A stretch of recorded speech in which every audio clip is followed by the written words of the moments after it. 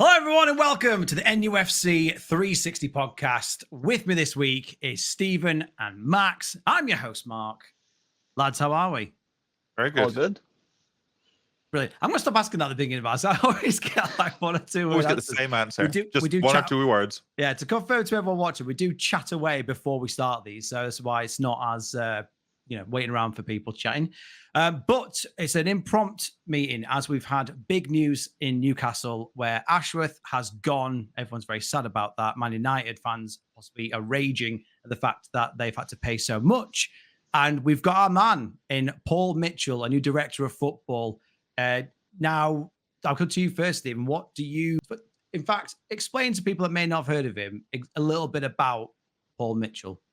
So, former player. He was originally a Wigan player and then sort of retired due to injury. MK Dons, where he sort of took up a scouting role. He was their sort of head of youth scouting, head of youth recruitment. And became their sort of chief scout and then first head of recruitment at MK Dons almost 12, 13 years ago now. I think it was 2009, 2010. I think he became their sort of chief scout / head of recruitment. He sort of started to make a few waves at that point really early on because he brought at the time some big names in the EFL, in Alan Smith and Clinton Morrison to MK Dons, which for them at the time was a little bit of a coup. And it actually made some news. And after a couple of years there, he went and became the sort of head of scouting and then head of recruitment, the sort of guy at Southampton when they came up from the Championship. He was around when they replaced Nigel Adkins with Mauricio Pochettino, which has continued to sort of trend in the managers he's worked with throughout his career off the pitch, which we'll touch on. From there, I think everyone who watches English football sort of remembers the move he made to follow Pochettino from Southampton to Spurs when Pochettino made that move. He became sort of again a head of youth recruitment and a head of sort of first team scouting and recruitment at Tottenham. Spent a few years there, I think about 3.5, 4 years in total. Had a fairly notable falling out with Daniel Levy. Over the transfer policy in the same sort of vein as Pochettino.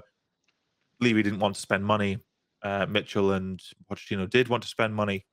And he had a very long sort of, I wouldn't quite call it toxic, but a sort of disgruntled notice period before he left and joined Ralph Rangnick as the sort of global head of recruitment for Red Bull.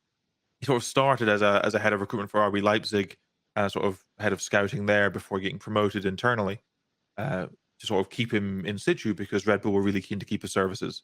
At that point, he then was very keen to take a step up. He's always been a very ambitious person throughout his career. He then went and became sporting director at Monaco in 2020 and saw him sort of reviewing and managing again multiple clubs like he did at Red Bull because Monaco's owners also held a stake in Cercle Bruges in the Belgian league. He's come to us now as the replacement for Dan Ashworth after he's been linked to a return to England a number of times over the past couple of years. We've been linked to him before about 6-7 months ago. Manchester United as well. Yeah, Manchester United, Liverpool have been linked to him, Chelsea have been linked to him. Every big club in the league has been linked to him. He's even been touted previously for a role at Real Madrid as well. He's got a very, very good reputation as a talent identifier and recruiter in football across the continent. In terms of him coming to us, it is a coup as much as like obviously we are as a club being very ambitious for where we are and the clubs he's worked at. This is a coup for us to get him. We've gone from one highly regarded operator in Dan Ashworth to a guy who is at the very least just as highly regarded across the footballing landscape. And I touched on earlier the sort of styles of manager he's worked with. Moving to us sort of fits both his track record and sort of fits his own personal aims. Yeah. He's been cited as wanting to move back to England for family reasons. So sort of very similar to the Trippier move when he joined us from Atletico Madrid in 2022. Um, in that he's from the north of England. Paul Mitchell's from the Greater Manchester area. He wanted to return to England, particularly to the north of England, and we provided a great opportunity for that. And in Eddie Howe fits the profile of manager he's worked with, in that you look at his appointments at Monaco.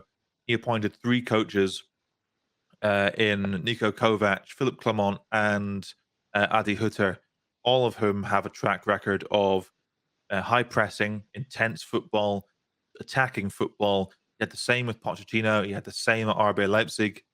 This is a guy who is effectively a perfect fit for the sort of profile of our club and sort of what we want our football team to put on the pitch. In a nutshell, But and Max, with this new signing with Paul Mitchell coming in, typically, we were talking before we came on air that you wouldn't usually have got excited over staff signings in the past, but now these have become more and more important as clubs have become more complex. What do you expect to see Paul bring to Newcastle? I mean, as Stephen alluded to, the scouting networks that he's put out at Southampton foremost and the other clubs you mentioned is the part that sticks out mostly from him. But also when I was doing a bit of research on him, the 3 words came out. It was he's an innovator, workaholic, and an organizer. And the word that stuck out for me was the workaholic part, because I know another person at the club that's a workaholic, and that's our manager, Eddie Howe. Yeah. So in that sense, it feels like that could be a really good partnership. And as Steven said, with the manager he's appointed, is the same kind of manager with Eddie Howe. Also the scouting system, because our scouting system hasn't been that great over the years, and I think that was something Ashworth was starting to improve on before he left.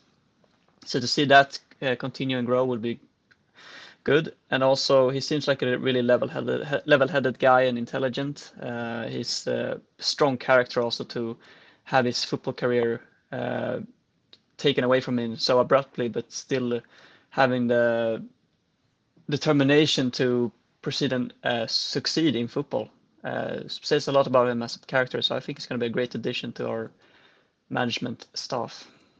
Yeah, I completely agree. I mean, when I knew the name, I knew of some of his work, but then looking deeper into what he's done as a whole, it is exciting because you see the players that he's brought in. But when he started, Dele Alli, Sadio Mane, going down this list, I'm not just impressed by the quality of player and the caliber of player, but it's the shrewd business deals as well. We're talking at players like Heung-min Son, £22 million. If Spurs sold him in his pomp, you're talking upwards of 70, 80 million. You're looking at players like Sadio Mane for 10 million, at one point, one of the best wingers in the Premier League, if not touted one of the best wingers in the world. And Christopher Nkunku for 11. I think Chelsea bought him for 60, 70. Although, take that with a pinch of salt, Chelsea buy anyone for 60, 70 these days, but that's by the by. But for me, it's the consistent scouting of talent, and the clubs he's gone to haven't either had the attitude or the ability to spend big, but he's found the profiles, the right profiles, and to sell them on. Because as a fan base, it's disappointing to hear me talking about selling already, but as we've seen to get around PSR, selling players like the Gambian Messi in Minter to Brighton, it's the case of that we had to. And a successful club where we are, all clubs have to sell. Man City sell very well. And if that's what we want to be like, we're going to have to find players with resale value to keep climbing keep climbing up. And that's one thing we've had to get better than. In your opinion, Stephen, why do you think Mitchell chose Newcastle United over Man United? Because, as you say, he's been touted for Man United and things like that. Everyone on Twitter saying he's turned them down to come to us. That might not necessarily be true, but what do you think he's come to us for? I think a big part of it is, I mentioned the similarity between him moving to us and Kieran Trippier moving to us. I think a part of it does lean on his desire to come back to England in a sporting director capacity. I mean, we've seen him reportedly The Athletic reported that he'd sort of told Ineos that he was looking to explore other opportunities when they tried to get him in as a sort of head of recruitment, which would have been a step down for him. I think the ambition of the project that we have, I think it would be very appealing to most, if not all, of sporting directors. There's clearly a lot of ambition in the management. You see that we've been linked publicly with the likes of Michael Edwards. We've been linked with, even going back as far as the takeover, linked with a number of really high-profile directors of football, including him, Paul Mitchell, repeatedly in the past. But there's clearly the appetite and the drive within the management to keep improving, keep expanding, and being more innovative and making new signings. And you touched on it briefly, Mark, when you say that at the clubs he's not necessarily either had the resources or the management willpower to keep working in the way he wants. You look at, Southampton having limited resources, Dan Levy sort of restraining spend at Tottenham. He did by all accounts, a tremendous job at Red Bull. They promoted him to their global head of football operations because they were so keen to keep him. And the only reason really he's left Monaco was because he wanted to return to England. He wanted to come back to the Premier League. And the opportunity at Newcastle United coming up would have been an appealing one, because it's a team that's just been in the Champions League, just finished outside the European spots, despite a huge injury crisis.